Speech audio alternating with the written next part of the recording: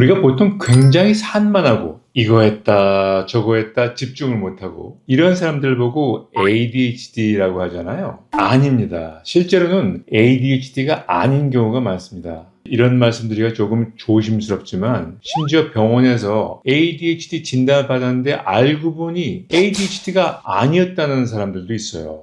안녕하세요. 정신과 전문의 유상호입니다. 최근에 ADHD가 굉장히 많아진 것 같죠? 유튜브나 인스타 등 소셜미디어에서도 ADHD에 대한 이야기가 많이 보이고요. ADHD가 증가한 이유는 크게 두 가지로 볼 수가 있습니다. 첫 번째는 ADHD에 대한 인식이 상당히 높아졌다는 겁니다. 과거에는 ADHD가 단순히 아이들의 문제로 여겨졌어요. 그런데 이제는 ADHD가 성인에도 꽤나 흔한 문제로 널리 알려지면서 병원을 찾는 사람들이 많아졌습니다. 집중력, 참 중요한 문제잖아요. 여기에 문제가 생기는 경우는 정신건강과 매우 밀접한 관계가 있습니다. 많은 사람들이 주의 집중력 저하 같은 정신건강에 대한 관심을 갖게 되고 유튜브, 소셜미디어, 대중매체에서 ADHD에 대한 정보가 쉽게 접할 수 있게 된 것이 그 요인이라고 볼 수가 있습니다. 쉽게 말씀드리자면 ADHD라는 병이 갑자기 늘어난 것이 아니라 이전에는 모르고 지내던 사람들이 진단을 받기 시작한 측면이 큽니다. 두 번째 이유로는 사실 다른 문제인데 ADHD로 진단받는 경우라고 볼 수가 있습니다. 예를 들어 볼게요. 수면 부족, 스트레스, 우울증, 불안장애와 같이 다른 질환인데 집중력이 떨어지는 경우가 있겠고요. 너무나 많은 정보나 업무가 주어져서 단기간에 주의 집중력이 분산되는 경우도 그 이유가 될 겁니다. 또 다른 측면에서는 짧고 자극적인 컨텐츠에 익숙해지면서 주의력이 약해진 사람들, 이런 경우에는 진짜 ADHD라기보다는 환경적인 요인이나 생활 습관 문제 또는 다른 질환일 가능성이 매우 높습니다. 여기에서 말씀드리고 싶은 점은 ADHD가 아닌데 오진되는 경우가 꽤 흔하다는 겁니다. ADHD를 잘못 진단받는 경우에는 여러 가지 문제가 생길 수 있는데요. 특히 앞서 말씀드린 우울증이나 불안장애로 생긴 주의 집중력 저하를 ADHD로 잘못 진단받는 경우입니다. 진짜 ADHD라면 약물 치료가 아주 효과적입니다. 하지만 ADHD가 아닌 우울증, 불안장애가 있는 상태에서 ADHD 치료 약물을 쓰게 되면 증상이 낫기는커녕 오히려 불안이나 초조감이 더 악화될 수가 있습니다.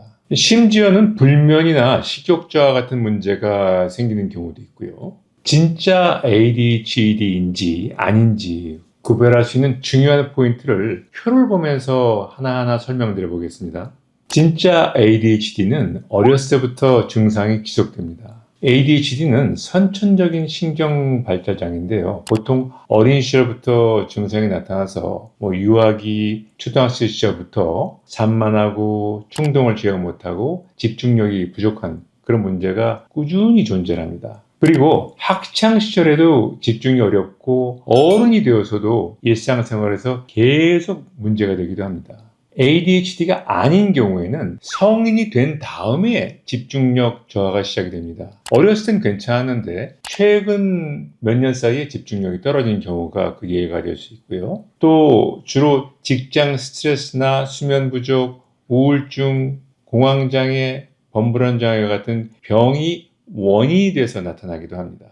두 번째는 환경과의 상관성인데요. 진짜의 경우에는 환경과 상관없이 지속적인 증상이 나타납니다. ADHD는 특정 환경에 상관없이 집중력이 부족한 모습을 보이고요. 조용한 곳에서도 쉽게 산만해지고 중요한 업무나 학습에서도 집중 유지가 안 됩니다. 스트레스랑 상관없이 쉽게 산만해지고 충동적인 행동을 보인다는 이야기가 되겠죠. 반면에 ADHD가 아닌 경우에는 환경 변화에 따라서 집중력이 영향을 받습니다.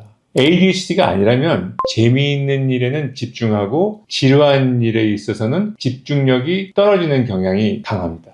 시험 전날 중요한 회의에서는 집중이 잘 된다면 ADHD가 아닐 가능성이 높다고 볼 수 있죠. 세 번째는 약물 치료 효과인데요. 진짜의 경우에는 약물 치료가 아주 효과적입니다. 학생인 경우에는 학습 능력이 올라가고 직장인이라면 업무 성취 능력이 상당히 올라갈 겁니다. 반면에 ADHD가 아닌 경우에는 예를 들어 볼게요. 우울증이나 불안장애로 인한 집중력 저하가 ADHD로 잘못 진단되었을 경우입니다. 이럴 경우에 특히 ADHD 치료 약물을 복용하게 되면 불안 초조감이 오히려 더 악화될 수 있습니다.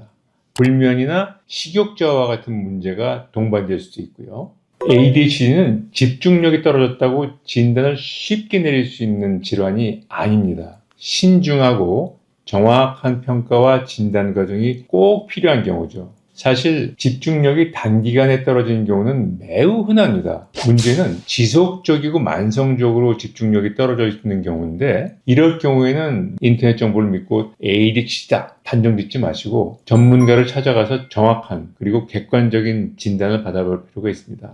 그래도 스스로 판단해 보실 수 있도록 진단에 있어서 중요한 점 몇 가지를 설명드려 보겠습니다. 첫 번째는 다른 문제로 인한 집중력 저하와 ADHD로 인한 경우를 구별을 해야 됩니다. 우울증, 공황장애, 범불안장애, 수면장애와 같이 다른 질환으로 인한 집중력 저하인지를 잘 구별해야 되겠죠?